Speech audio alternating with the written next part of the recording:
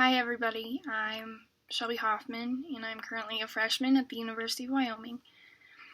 And I want to talk to you guys about a very sensitive and controversial topic.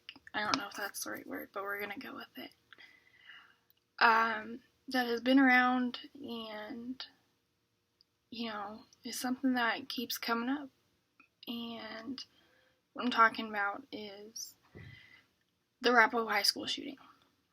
So December 13th, for all of you that don't know, I was a senior, getting ready to graduate, had a semester left, had just figured out where I, put my commitment in for school, and, I was sitting down in my last class for the day when I heard 2 shots go off. And I looked to one of my best guy friends in my class and had apparently a blank face, like, what is going on? And him and another guy that was also in my class went out and looked down the hall and came back and said, we need to go into lockdown, there's a gunman. And the minute I heard those words come out of my best guy friend's mouth, my heart stopped. And it was a week before finals week, and all of a sudden we're sitting in the corner with the lights turned off, the door locked, lockdown procedure, and I hear the security guard that many of you stopped listening to, Cameron Rust, and Christina Kolk, running down the hall screaming lockdown. And it just became really real to me that I didn't know if I was going to make it out alive. And granted, it was only 80 seconds long, but those 80 seconds have changed my life forever.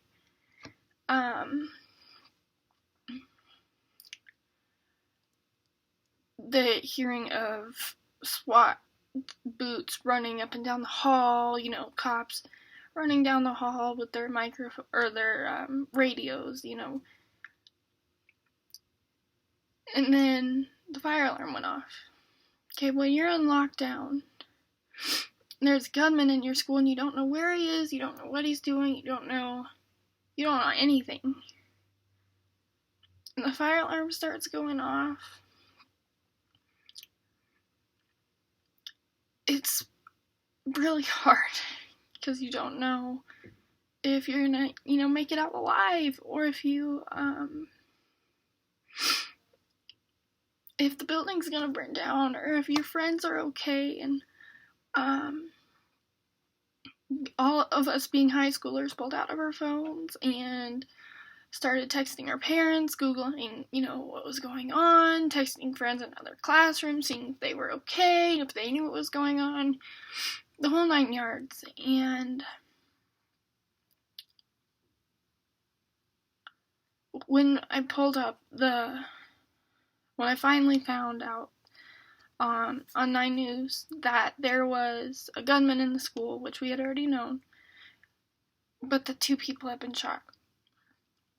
And right then and there, I was thinking about my boyfriend at the time. I was thinking about my best friend who was in yoga. I was thinking about, everybody I knew, and I didn't know if, one of my friends was shot. And, unfortunately, one of them was. Sorry. I'm trying to keep it together. Claire Davis. Man, she was such a gorgeous girl. She had such a great personality. She cared about everything, anybody.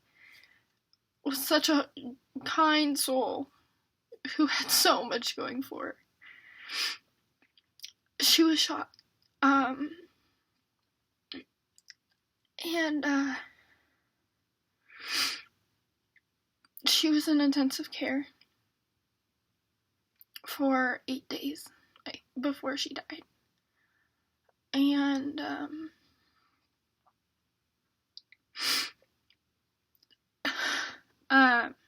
the gunman, my cousin and I have known ever since 6th grade. Carl Pearson. He, well, there's a lot of stuff going on, and, it's being said about him and his family, and it's not fair. It's not fair to anybody. Not the students, not the parents that lost their kid, not the gunman's family that lost their kid. It's not fair to anybody.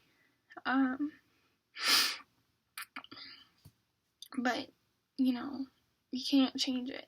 And that's something I've had to figure out on my own. You can't change the past, unfortunately. And if I could, I would go back on a heart attack, because no, you can't change it all, but you can do something to prevent it. There's so much going on right now through Arapahoe High School about how, they're not talking about, what really happened, what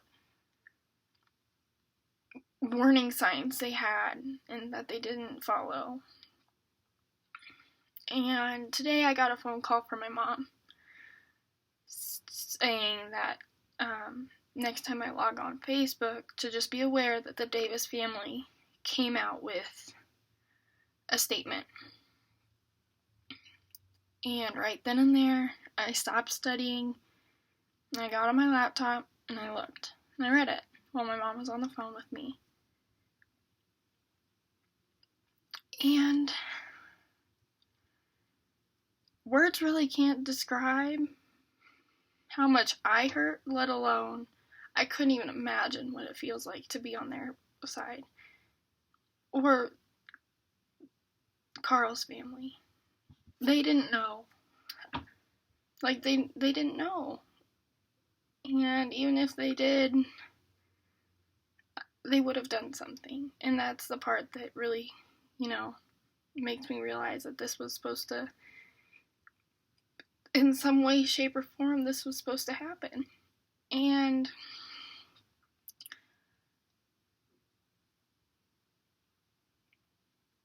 being in another state, and I know many of my other friends who were seniors at the time too are experiencing this as well. Being in another state and finding out, when the sheriff report was finally released, that we had to read it all. We didn't have to. You had the option. But if you read it, you were in another state without your parents, without your friends who were there, by yourself reading it. And personally,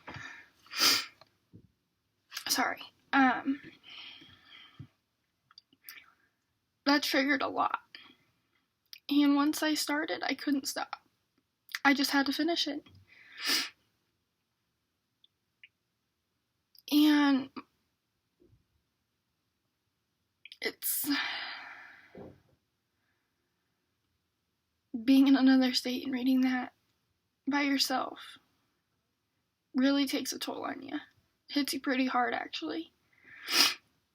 Especially because, yeah, you have your friends that you make and all that, but they don't know.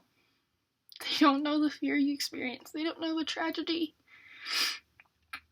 They don't know how much it really hits you. And,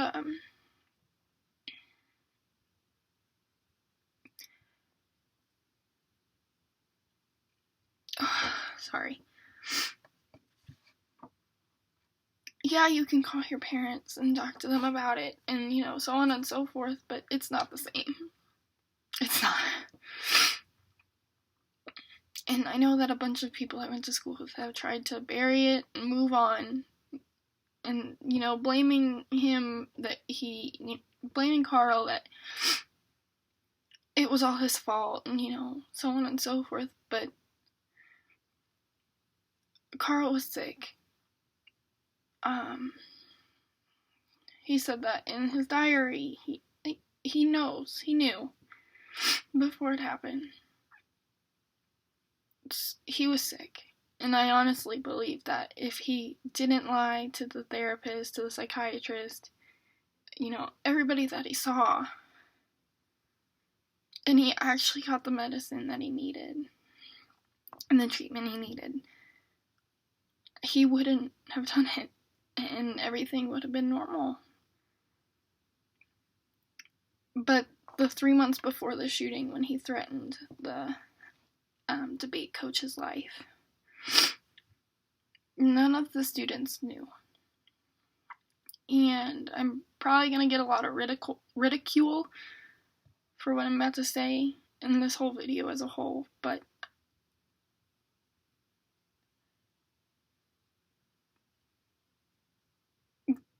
looking back, and once the 2 security officers, guards, were let go or put on paid leave or whatever they want to call it, came out with their statements about what really happened, really creates a lot of turmoil. Not only in my world, but in so many others. I couldn't imagine what the students are going through right now that are still there. Juniors, seniors, sophomores, freshmen that weren't even there, that have to deal with, all of this, are going through. Without, really knowing what's going on.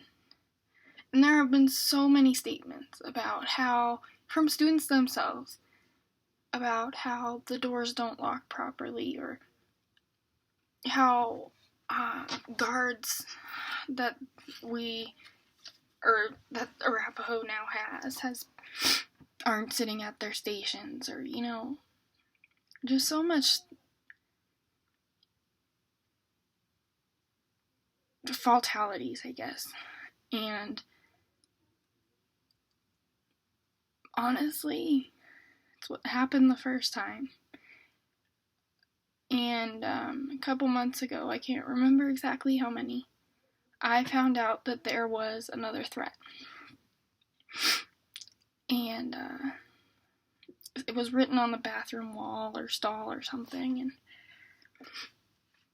my best friend is currently a junior there at Arapahoe right now. And granted, her and I aren't on great terms, but I love the girl to death. And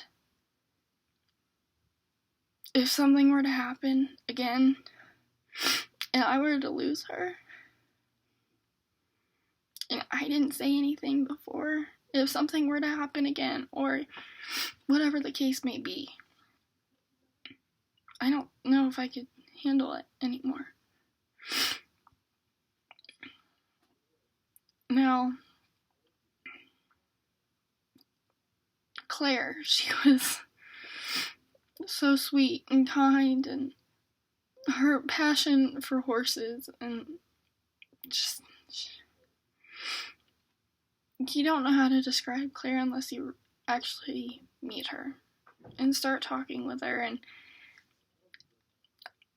I met her my first week of freshman year in English class, and I didn't really know anybody. I wanted to make new friends, so I sat by Claire and I started talking to her. And no, we weren't really that great of friends, but she knew that if she needed anything, she could call me, and I knew that of her. It's just, you never really know when it's your time. And maybe that, this all happened for a reason. We just don't know what the reason is yet, especially with all this drama flying around. And Carl, me and my cousin have known him since 6th grade. So we've known him for about 6 years or so. And everybody called him, always made fun of him, always, poked fun at him. But honestly, you don't know somebody unless you get to talk to them and you actually get to know them and be friends with them. And Carl was, everybody thinks of him as a bad person, and no, what he did wasn't right, but he was sick. But if you knew Carl, like I knew Carl, or anybody, my cousin knew Carl, anybody, he wasn't a bad person. I remember on my birthday, my junior year, he saw it was my birthday on Facebook or something, and my locker didn't shut at the time, and he put 2 Deca Store cookies in my locker with a note that said happy birthday. Bad person doesn't do that. He doesn't. I've been holding all this in for so long. I just can't do it anymore.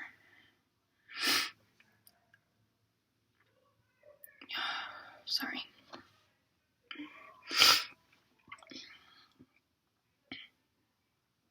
Carl had a good heart.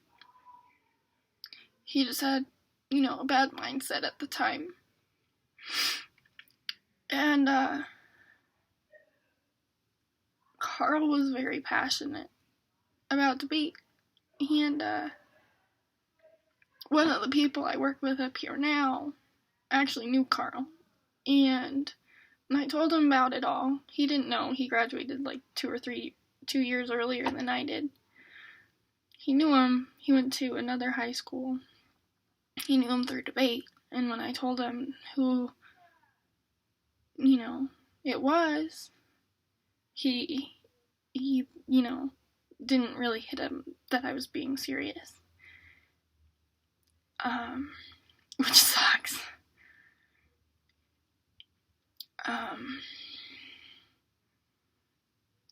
I guess you don't really know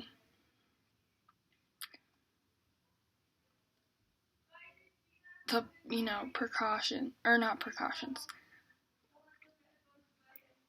You don't really know what people are capable of until it's already been done. And I didn't think that Carl would ever do it. But I also, talked to Carl a couple days before, and he was fine, or he talked to me fine. He talked to me like he normally did.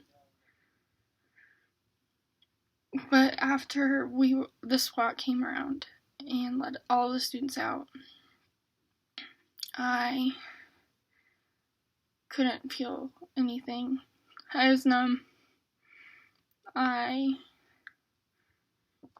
remember running across the street to the Albertsons parking lot where Burger King is, and I remember getting halfway there and stopping, and my best guy friend saying, "You gotta keep going, baby, you gotta keep it going."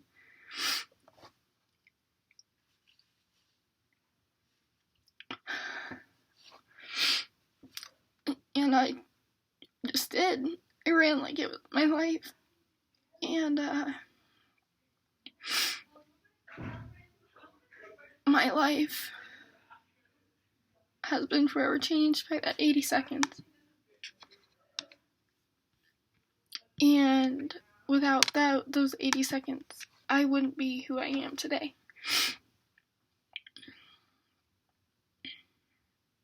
I remember standing in the Burger King parking lot, or drive-through area,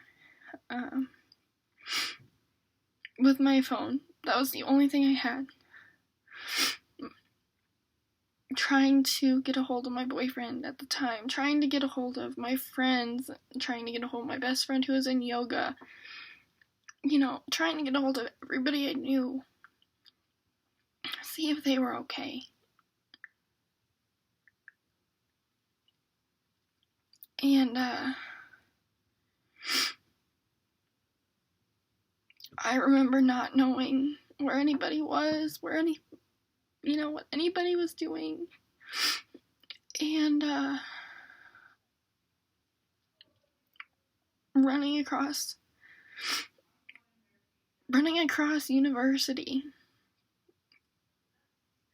the intersection of Dry Creek and University, and seeing all the cop cars and all, the students running out, and that's something that's forever burned in my head.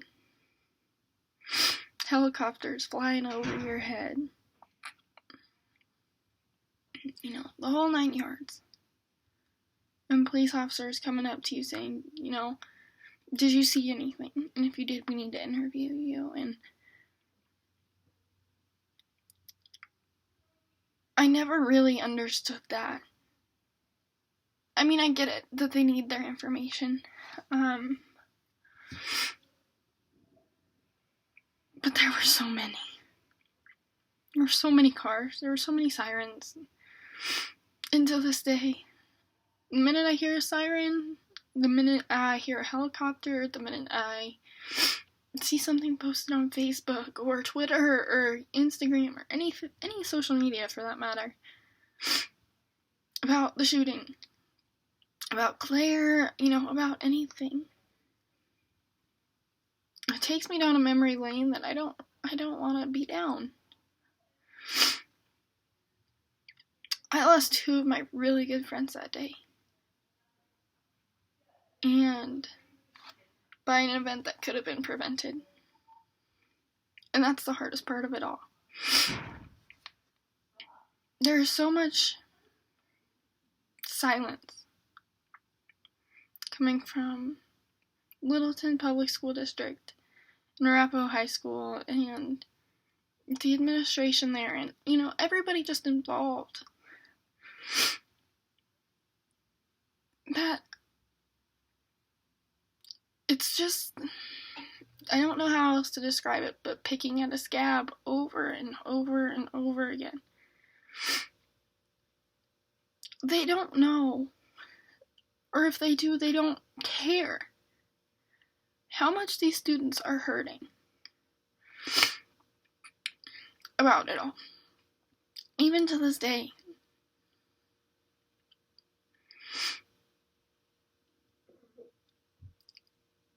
Nobody, if they do know, they aren't doing anything about it. And,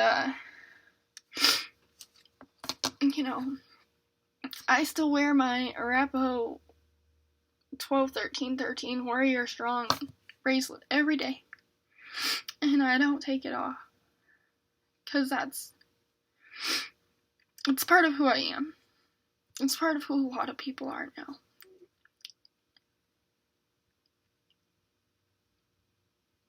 But, when I read the article that the Davis family came out with today, or the interview or whatever on 9 News,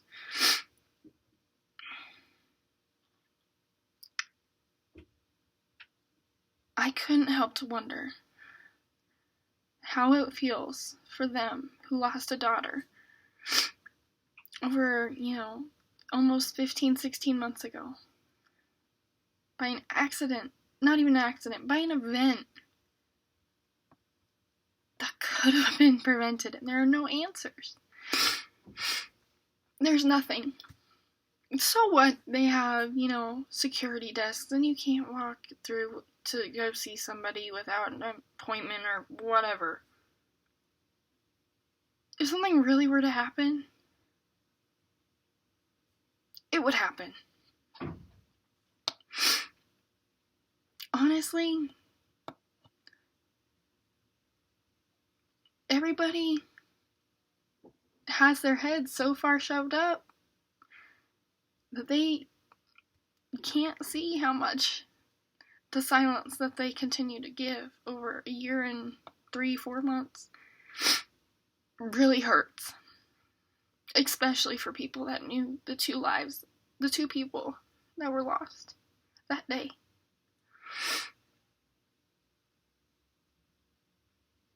They might just be trying to cover it up or, pretending it didn't happen and so on and so forth, but it did. It really did. And you can tell me that it didn't, or, try and push it under the rug all you want. The reality of it is it happened. And you all who are going to ridicule me are going to ridicule everybody that stands up for what they believe in. And be a bully and shut them down. Or say things that shouldn't be said. That's what started it all. That's what started it all. People called Carl Communist Carl and, blah, blah, blah. They weren't thinking. They didn't care. They were just trying to look cool. And honestly, no. This won't, justify his actions. And I don't want it to. I just want answers. Almost 19. I was 17 at the time. It's been, over a year. I want answers. The Davis family wants answers. Hell, I'm sure that Carl's family wants answers. Every student that experienced a tragedy wants answers.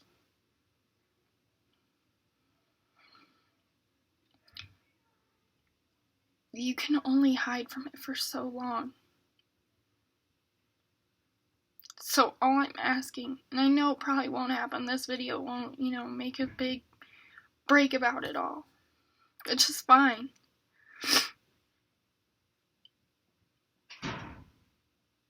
I just want answers. I want, the wound that I have, the Davis family has, the Pearson family has, all the students that experienced it. I just want all of our wounds to be, somewhat healed, instead of, just picking at it. Come out and say something. Somebody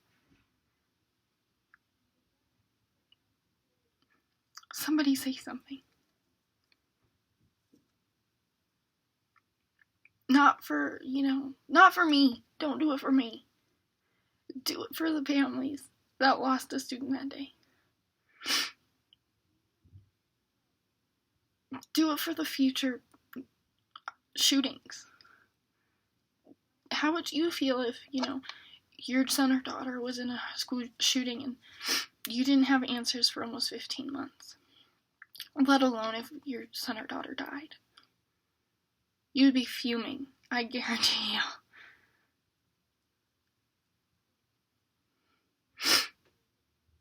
So please,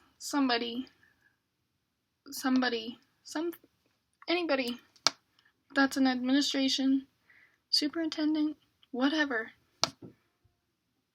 man up and come up and say something. And for everybody else, please, coming from somebody who's friends with them, think before you speak. Because being a friend of the shooter, people that make fun of you when you're already suffering enough makes it worse. Don't be that person that pushes them over the edge. Please. Thanks for everybody for watching. If you're gonna ridicule me, please keep it to yourself. This is my story. This is my statement. For everybody else, please put your story out there. It doesn't hurt. And it feels so much better talking about it than keeping it bottled up inside you. Especially college students. You already have enough on your plate, kids. Guys, everybody. Do it for yourself. Do it for your mind. Do it for your body. Do it for Claire. We need to get answers. And I'm tired of waiting. And I know a lot of people are too. So please pass this on. Share your stories. What can it hurt? It can't. We love you, Claire. Rest easy, beautiful girl.